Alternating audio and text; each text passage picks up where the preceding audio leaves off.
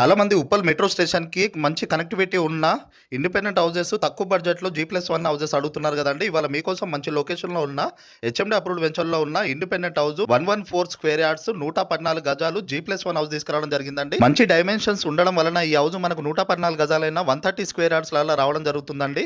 మన కింద వచ్చేసి ఈజీగా 3 కార్లు పార్క్ చేసుకోవచ్చండి. అంత బాగా పార్కింగ్ ఇయ్యడం జరిగింది.